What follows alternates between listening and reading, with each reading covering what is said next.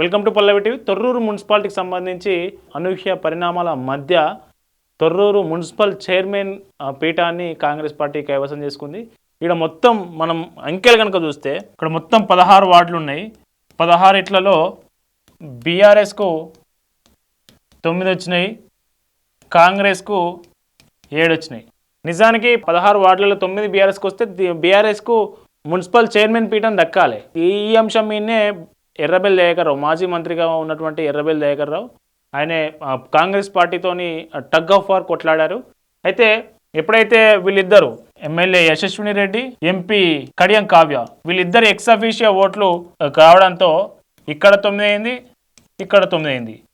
Draw తీసిరు. నిన్ననే ఇదంతా జరిగింది. డ్రా తీయడానికి బీఆర్ఎస్ పార్టీ నాయకులు ఒప్పుకోలేదు. అయితే ఈరోజు డ్రా తీశారు. ఈరోజు జరిగినటువంటి మున్సిపల్ ఎన్నికల్లో డ్రా తీశారు. డ్రా తీస్తే కాంగ్రెస్ పార్టీకి సంబంధించినటువంటి అభ్యర్థి డ్రాలో విజయం సాధించారు. ఎట్టకేలకు తొర్రూరు మున్సిపల్ చైర్మన్ పీఠం కాంగ్రెస్ పార్టీ కైవసం చేసుకుంది. అదృష్టం కాంగ్రెస్ పార్టీని వరించింది. అట్లాగే జనగామలో కూడా ఇట్లాంటి సేమ్ సిచ్యువేషనే వచ్చి కాంగ్రెస్కు బీఆర్ఎస్కు సమానమైన ఓట్లు ఉన్నప్పుడు డ్రా తీస్తే అక్కడ కూడా కాంగ్రెస్ పార్టీ కైవసం చేసుకుంది. ఆ డ్రాలో కాంగ్రెస్ పార్టీ అభ్యర్థి చైర్మన్గా, మున్సిపల్ చైర్మన్గా, బీఆర్ఎస్ పార్టీ అభ్యర్థి డిప్యూటీ చైర్మన్గా ఎన్నికయ్యారు. అయితే తొర్రూరులో చైర్మన్ పీఠం చేజారిన తీరు మీద, ఎందుకంటే దాదాపు చాలా గొడవలు జరిగినాయి, ఉద్రిక్త వాతావరణం నెలకొంది, లాఠీచార్జ్ జరిగింది, మాజీ మంత్రిని మీద దాడి చేసేందుకు కొంతమంది ప్రయత్నం చేశారు.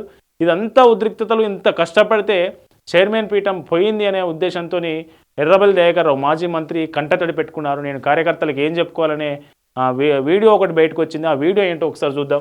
కార్యకర్తలు కూడా రాత్రింబవలు కష్టపడరండి. మా కార్యకర్తల కష్టం చూస్తే రైతులకు బాధ అనిపిస్తారు. ప్రజలైతే కార్యకర్తలు 2 రోజుల బట్టి భోజనం లేకుండా 10,000 మంది కార్యకర్తలు వచ్చి రాత్రింబవలు కష్టపడ్డారు నా కోసం. నేను ఏం చెప్పాలి, ఏందైనా చెప్పాలి, ఎట్లా ఇంత విరుద్ధంగా చేస్తా అంటే రాజకీయాలలో నేను ఉండాలన్నా పోవాలన్నా నాకైతే బాధ ఉంటుంది. దయచేసి ఏంది దౌర్జన్యం? కార్యకర్తలు దాదాపు వాళ్ళందరికీ నేను ఏం సమాధానం చెప్పాలి, నేను రాజకీయాల్లో ఉండనా వద్దా, ఎంత అన్యాయం ఉంటుందా? ప్రజలు మెజార్టీ ఇచ్చిన తర్వాత కూడా మున్సిపల్ చైర్మన్ పీఠం మీరు అన్యాయంగా మా నుంచి లాక్కున్నారు, ఇది పద్ధత, రాజ్యాంగబద్ధమైన అంటూ మాజీ మంత్రి ఎర్రబెల్లి దయాకర్ రావు ఉద్వేగానికి గురయ్యారు. ఈ అంశానికి సంబంధించి తొర్రూరు నుంచి అని పల్లవి టీవీ ఎక్స్క్లూజివ్గా ఈ రిపోర్ట్ అందించే ప్రయత్నం చేసింది. ఇప్పుడు కూడా ఫోన్లో మాట్లాడదాం. మా ప్రతినిధి అక్కడ ఉన్నారు, ఫోన్ చేసే ప్రయత్నం చేద్దాం. వంశీ, మనకు తొర్రూరుకు సంబంధించి ఎట్లాంటి వాతావరణం ఉన్నది? అక్కడ చైర్మన్ పీఠాన్ని డ్రాలో కాంగ్రెస్ పార్టీ కైవసం చేసుకున్నది కదా.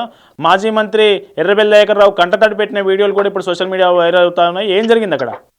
తొర్రూరు సంబంధించి బీఆర్ఎస్ 9 వార్డులు, కాంగ్రెస్ 7 వార్డులు గెలుచుకుని, అయితే ఎక్స్-అఫీషియో ఓట్లు ఏవైతే ఉన్నాయో వరంగల్ ఎంపీ కడియం కావ్య, అదేవిధంగా పాలకుర్తి ఎమ్మెల్యే యశస్వి రెడ్డి వీరిద్దరి ఓట్లతో కలిపి మొత్తం 2 పార్టీలకు 9 వార్డులు వచ్చాయి. అయితే నిన్న ఉద్రిక్తత నేపథ్యంలో ఇవాళ 144 సెక్షన్ తొర్రూరులో విధించి మరీ ఇవాళ చైర్మన్ గాని వైస్ చైర్మన్ ఎన్నిక నిర్వహించడం జరిగింది. అయితే పోలీసుల బందోబస్తు ఎక్కడ కార్యకర్తలను గానీ జనాలను గానీ మొత్తం తొర్రూరు మొత్తంగా మీద ఒక్క షాపు కూడా తెరవనీయకుండా పోలీసులు మున్సిపల్ ఆఫీస్ దగ్గర బారికేడ్లు పెట్టి బందోబస్తు నడుమ చైర్మన్ వైస్ చైర్మన్ ఎన్నిక నిర్వహించారు. అయితే 2 పార్టీలకు సమానంగా వార్డులు రావడంతో ఎక్స్-అఫీషియో ఓట్లతో కాంగ్రెస్ 9, బీఆర్ఎస్ ఎన్నికలు 9 వార్డులు సమంగా అవడంతో లక్కీ డ్రా తీశారు. లక్కీ డ్రాలో కాంగ్రెస్ కౌన్సిలర్ ఎవరైతే ఉన్నారో 2వ వార్డు కౌన్సిలర్ కూలం శ్రవణ్ మేయర్ గా ఎన్నికయ్యారు లక్కీ డ్రా లాటరీ డ్రాలో.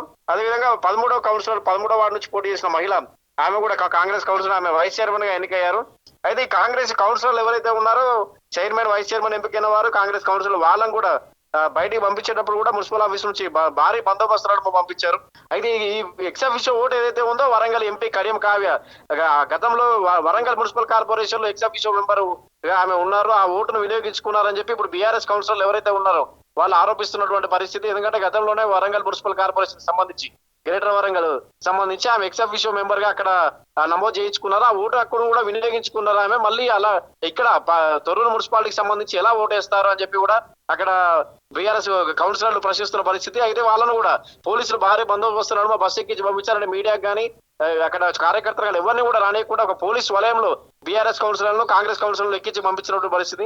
తొర్రూరు మున్సిపాలిటీ ఏదైతే ఉందో అది కాంగ్రెస్ కైవసం చేసుకుంది, బీఆర్ఎస్ కోల్పోయిన దాన్ని సమానంగా వార్డులు రావడంతో ఎక్సఫిషియో ఓటు కారణంగా అయితే కోర్టుకు వెళ్తామని చెప్పి కూడా బీఆర్ఎస్ కౌన్సిలర్లు చెప్తున్నారు. ఎందుకంటే ఎక్సఫిషియో ఓటు ఏదైతే కడియం కావ్య ఎంపీ వరంగల్ ఎంపీ ఉందో ఆమె మున్సిపల్ కార్పొరేషన్ లో ఉంది, వరంగల్ మున్సిపల్ కార్పొరేషన్ లో ఇక్కడ ఎలా వేస్తారు అని చెప్పి అయితే అది అక్కడ వరంగల్ మున్సిపల్ కార్పొరేషన్ లో ఆమె ఎక్సఫిషియో ఓటు అక్కడ క్యాన్సిల్ చేయించుకుని ఇక్కడ నమోదు చేయించుకున్నారా, లేదా అక్కడ ఉండగానే ఇక్కడ నమోదు చేయించుకుని ఓటు వేశారని తేలాల్సి ఉంది. దాని మీద కోర్టుకు వెళ్తాం, ఫిర్యాదు చేస్తాం మున్సిపల్ కమిషనర్ కి అధికారులకు అని చెప్పి బీఆర్ఎస్ కౌన్సిల్ చెప్తున్న పరిస్థితి. మరోవైపు జనగామ కూడా ఇదే పరిస్థితి, కాంగ్రెస్ బీఆర్ఎస్ కు సమానంగా రావడంతో అక్కడ కూడా లాటరీ ద్వారా కాంగ్రెస్ కౌన్సిలర్ అక్కడ కూడా చైర్మన్ గా అయిన పరిస్థితి. అక్కడ మహిళ చైర్మన్ గా వైస్ చైర్పర్సన్ గా ఎన్నుకున్నారు. తొర్రూరు మున్సిపాలిటీకి సంబంధించి మొత్తం పోలీసు వలయంలో బందోబస్తు నడుమ కర్ఫ్యూ విధించి మాజీ మంత్రి ఎర్రబెల్లి దయాకర్ రావు కంటతడి పెట్టారు, భావోద్వేగానికి గురయ్యారు. దంతాలపల్లి సమీపంలోనే నరసింహులపేట దగ్గర అరెస్ట్ చేసినటువంటి పరిస్థితి. ఆయన రానివ్వకుండా ముందే ఏదైతే చైర్మన్ వైస్ చైర్మన్ ఎంపిక జరిగే తొర్రూరు మున్సిపాలిటీ కేంద్రానికి ఆఫీస్ కు రానివ్వకుండా మధ్యలోనే అరెస్ట్ చేసి ఆయన పోలీసుల నిర్బంధంలోనే ఉంచారు. ఆ తర్వాత ఆయన బయటికి వచ్చి కంటతడి పెడుతున్న పరిస్థితి. ఎందుకంటే ఇది అన్యాయంగా జరిగింది, అన్యాయంగా ఎక్సఫిషియో ఓటు తీసుకొచ్చి వేశారు, అన్యాయంగా కడియం కావ్య ఎక్సఫిషియో ఓటు ఇక్కడ లేదు, అయినా కానీ దొంగ ఓటు వేశారని ఆయన ఆరోపిస్తున్నారు. బీఆర్ఎస్ కౌన్సిలర్లు కూడా ఇదే ఆరోపిస్తున్నారు. కోర్టుకు వెళ్లే పరిస్థితి కూడా కనిపిస్తుంది. Okay, thank you Vamsi. Thank you కన్నర్. సో చూసాం కదా, అంటే దాదాపుగా స్పష్టమైన మెజారిటీ వచ్చినప్పటికీ బీఆర్ఎస్కు దక్కకుండా కాంగ్రెస్కు ఆ డ్రాలో కూడా 2 చోట్ల మనం చూస్తే జనగామలో కాంగ్రెస్కు అట్లాగే తొర్రూరులో కాంగ్రెస్. అయితే జనగామ తొర్రూరు కనుక మనం పోల్చి చూస్తే జనగామలో ఒక భిన్న వాతావరణం ఉంది. ఏంటంటే జనగామ డ్రాలో మున్సిపల్ చైర్పర్సన్గా కాంగ్రెస్ సంబంధించినటువంటి కౌన్సిలర్ మున్సిపల్ చైర్మన్గా నియామకం జరిగితే ఎన్నికైతే వైస్ చైర్మన్ బీఆర్ఎస్కి ఇచ్చారు ఇక్కడ.